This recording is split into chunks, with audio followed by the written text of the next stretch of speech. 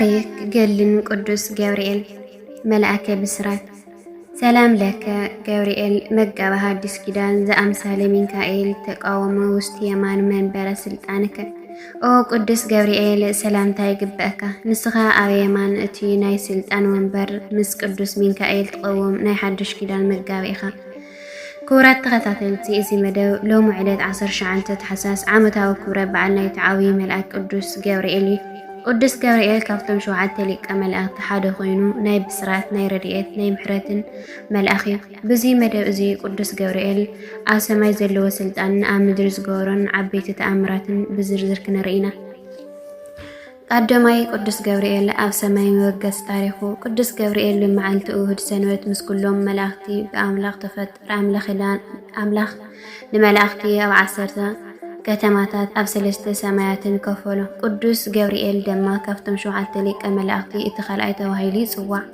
ኣብ ሰማይ ዘለዎ ማዕረግ ሊቀ መላእክቲ ቅዱስ ገብርኤል ኣብ ቅድሚ እግዚአብሔር ኣብ ዝቆውም ዓበይቲ መላእክቲ ሓደ እዩ። ስሙ ገብርኤል ማለት ብልሳነ ዕብራይስጢ ገብረ ሰብ ኣገልጋሊ ኤል ኣምላኽ ማለት ኮይኑ ትርጉሙ ሰብን ኣምላኽን ወይ ሓይለ ኣምላኽ ማለት እዩ። መልአከ እሳት ማይን ኣብ ሰማያዊ ስልጣኑ ቅዱስ ገብርኤል ኣብ ላዕሊ እሳት ማይን ዝተሸመ መልአኽ እዩ። እዚ ማለት ከዓ ንባህርያት ተፈጥሮ ብትእዛዝ ኣምላኽ ዝቆጻጸር መልአኽ እዩ። ኣብ ግዜ ውድቀት ሳጥናኤል ኣነ እየ ዝፈጠርኩኩም ኢሉ ምስ ተዓበየ ካብ ሰማይ ምስ ወደቐን መላእክትን ሰማይን ብድንጋጽን ተዋሒጦም ነበሩ። ኣብቲ ግዜ እቲ ቅዱስ ገብርኤል ምስ ቅዱስ ሚካኤል ኮይኑ ንጽናዕ ብህላዌና ነብስ ወከፍና ማዕረግና ንጽናዕ ብምባል ንመልአኽ ዘረጋግዐ መልአኽ እዩ። ካልኣይ ቅዱስ ገብርኤል ኣብ ብሉይ ኪዳን ረድኤት ካብ ምድሪ ታሪክ ቅዱስ ገብርኤል ኣብ መጽሓፍ ቅዱስ ምስ ዓበይቲ ተኣምራት ዝተተሓዘ እዩ። 3 ደቂቐን ነቶም ሓውስን ታሕሳስ 19 እታ ሎሚ እትኽበር ዓቢ ተኣምር እዩ። ንጉስ ባቢኤል ናብ ከነነፀር ከዓ 60 ዓመት ቁመቱ ዘለዎ ወርቃዊ ጣዖት ኣቂሙ ኩሉ ሰብ ክሰግደሉ ኣሎ ኢሉ ኣዘዘ። 3 ደቂቕ ኣነንያን ኣዛርያ ሚሳኤልን ግና ንኣምላኽ ጥራይ ስለዝሰግዱ ፈቃደኛታት ኣይኮኑን። ንጉስ ተቆጢዑ 7 ዕፅፊ ዝነድድ እተን ሓዊ ኣንዲዱ ናፍቲ ሓዊ ደርበዮም። ኣብቲ ጽንኩር ግዜ ቅዱስ ገብርኤል ብግርማ ካብ ሰማይ ወሪዱ እቲ ሓዊ ነናድዶ ዝሒሉ ከም ዝሕል ኣውሊ ነፈሰሎም። እቶም ህፃውንቲ ድማ ኣብ ማእከል ሓዊ እናተመላለሱ ይትባረክ እግዚአብሔር ኣምላኽ ኣበዊነ ኣምላኽ ኣቦታትና ይባረኽ እናውላ መስገኑ። እዚ ተኣምር እዚ ንንጉስ ናቡከደነፆር ከይተረፈ ኣምላኽ እስራኤል ከኣምን ገይሮምዎ እዩ።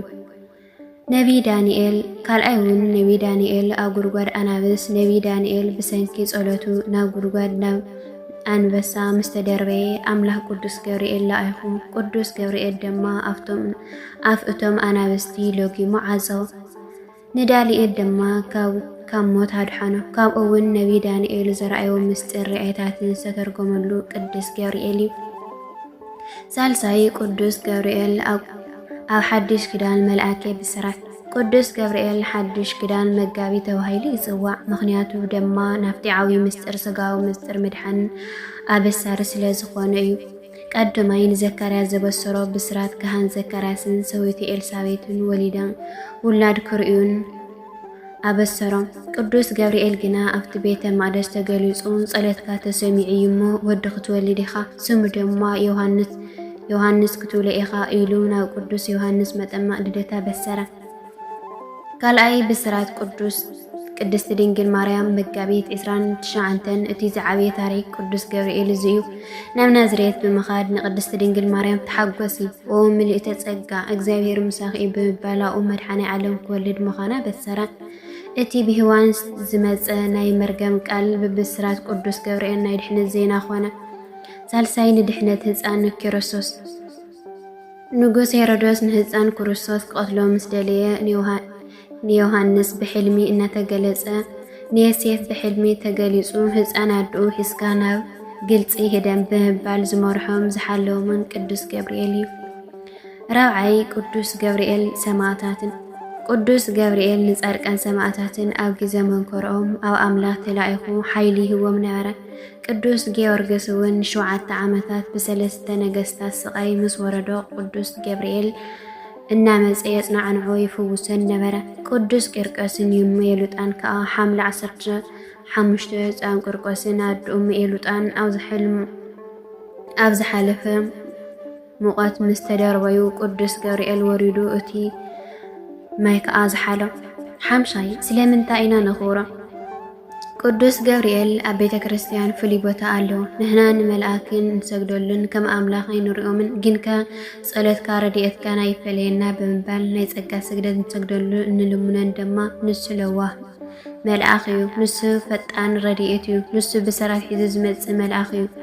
ሎሚ እዚ በዓል ክነኽብሮ እንከለና እቲ ን3 ደቂቕ ካብ ነዳዲ ሓዊ ዘምጽኦ መልአኽ ንኣና እውን ካብዚ ዘለናዮ ናይ ዓለም ፈተና ካብ ሕማምን ካብ ኩናትን ካብ ጭንቀትን መንከራን ይውፅአና። ከምቲ ንማርያም ዘበሰራ ንኣና እውን ናይ ሰላም ፍቕርን ብስራት ይበስረና። ቅዱስ ገብርኤል ብረድኤቱ ይሓልወና። እንኳን ኣብዚ ዓመታዊ ክብረ በዓል ብሰላም ኣብፅሕና እናበልኩ ብድጋሚ ጽኒልኩም ስለ ዝሰማዕኩም ንእግዚኣብሔር ኣምላኽ ጽኒሉ ይስማዕኩም። ብኻሊእ መደብ ንመለሰኩም ስሰናዮ።